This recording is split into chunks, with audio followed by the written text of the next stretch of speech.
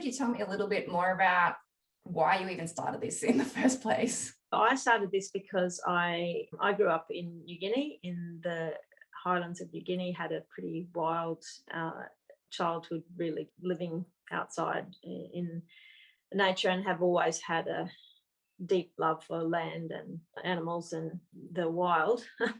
And also have had always, I don't know where it came from, a passion for cattle and horses. And my whole life has been having this deep connection with those. I've spent a lot of time working with young horses and livestock in ways that are around creating harmonious relationship with them, with each other, and being in harmony with other species, and had a very interest in aspects of ecology and living in harmony with nature. Then that translated into my ex-husband. We grew up on a traditional farm, and we went to the regenerative side, practiced holistic grazing, managed that for a long time. Our marriage broke up, and I went through a period of, I worked in banking, I worked in property development, and always in the back of my mind, this little kernel of an idea that was always there. It would be so great to share this. And when I was in the bank, properties would come across the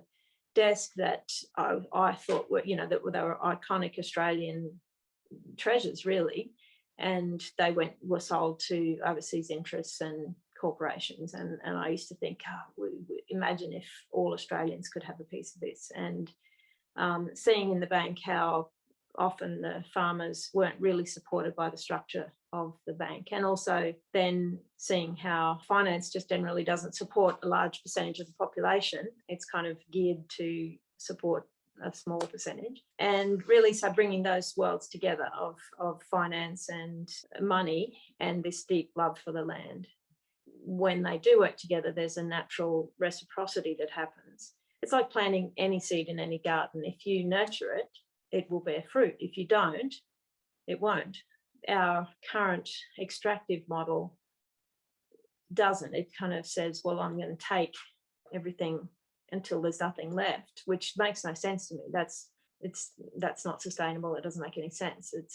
Whereas if we say, let's nurture what we want to grow, and there might be times when, like with a small child, you're putting all the love and effort in for not much reward sometimes, but then that child grows into a healthy, functioning and stable adult, and that's a priceless result. And the good thing about farmland is it is the ultimate impact investment, and it is a strong, solid investment. That, like I said, and there's a graph that's shown on the website that shows its performance over the long term. And no one's saying, that you need to put all your money into farmland, although I have, and it's a pretty safe place to put it. There's a study that said we needed, I forget the exact number, but X many trillion of dollars to solve climate change needed to be invested.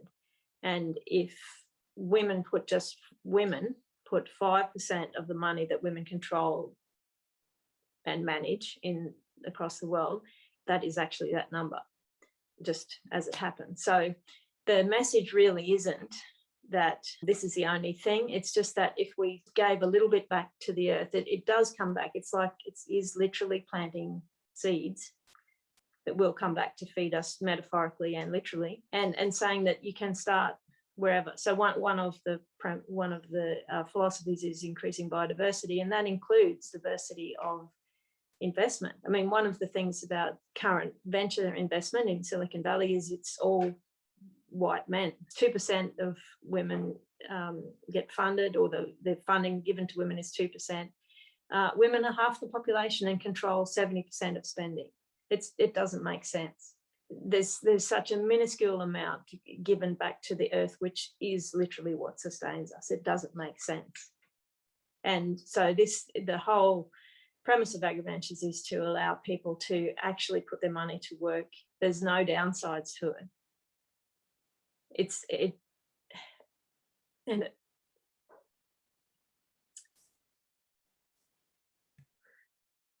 It's our home. It's our sustenance. It's what gives us life, and the miracle that we live on. absolute miracle that we live on. Just this breathtakingly beautiful place that we live in, and it's so forgiving and easily restored, actually, if we did it. And what isn't available at the moment is a way for everyday people, ordinary people, to become involved in this solution that just provides so much more than money.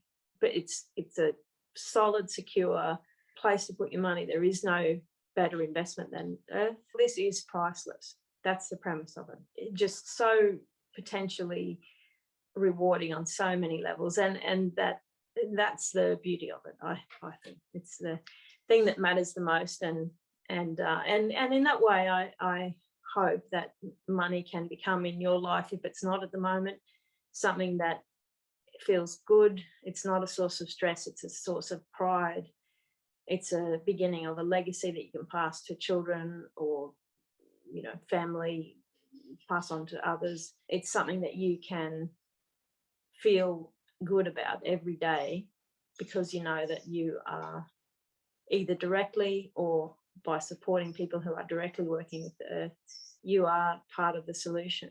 You're creating this beautiful flow of reciprocity between you and the earth that is more about sustenance than sustainability. It's not just keeping things as they are, it's feeding us, mind, body, soul, feeding all of life. That's what it's about. It is, because there's no value in money if we can't breathe, if we haven't got somewhere to grow food, if we can't house each other. What's the value of it? There's no value in sending, a couple of people to space. It's just makes no sense when we've got, look at your background. We live in a jewel. We have the opportunity that every day, all of the rest of us spend trillions and trillions and trillions of dollars, more than what is needed, more than what could make all the difference in the world. But it's all managed and controlled by a very few people, some of whom are as invested in making a difference. But, imagine being able to say, I have protected these thousands of acres of wilderness because I own it, along with a collective of like-minded people.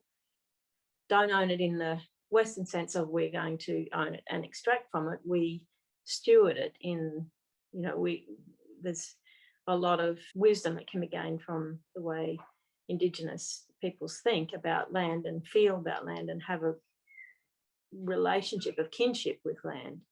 And that is just so much more rewarding than the extractive model. Most people might want to do that, but it's out of reach for most people. But collectively, even just tiny amounts can enable that to happen. It can be as little as your Netflix subscription, if that's where you're at, or it could be as much as your 50 years of super, if that's where you're at. It doesn't matter. But if we all collectively start to literally, metaphorically plant the seeds and tend the earth by supporting the people that do that and investing in them, then we can make the changes that we need. The science is estimating now we only have 9 years left to change, to make an impact. Now, whether that's true or not, there's no downsides to it. There's no disadvantage. There's only positive impact can come of this, because one of the other things that's happening all across the world is farmers are becoming a dying breed, literally, because they're getting old. And there's no way, it's very difficult for the young people to come in and take their place. So that enables corporations, massive corporations that, can't and don't have this real connection to put the land first, to end up owning it all. And people become therefore more and more disconnected from what is the source of life, literally the source of life. With technology has now made it possible for millions and millions of people to have small amounts of money put into something. And this is a platform for that, to enable all of us to become part of this beautiful no-brainer solution to many of the problems we face, not just climate change, but health, jobs, housing, food. The answer to poverty, lifting people out of poverty, it's the answer to, the earth is the answer. Our answer is not space. Our answer is here. It's probably an interesting trip, and who knows what worlds we might uncover, but again, it makes no sense not to care for the one that we have.